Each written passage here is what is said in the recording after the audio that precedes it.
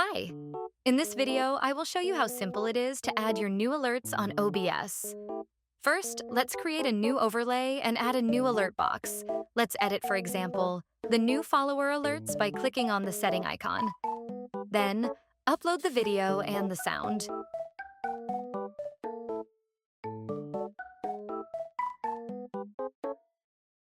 Set the duration alert as you may like. I suggest 7 seconds.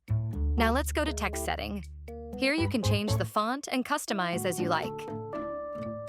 In the Advanced tab, you can adjust the position of the text.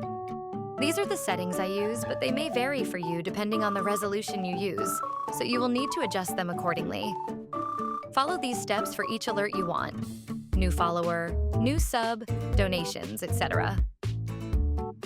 After you're done, let's save the overlay and copy the link. Now, we are ready to import the alert into OBS.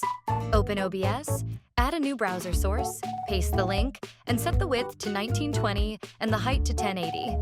Press OK, and you're done.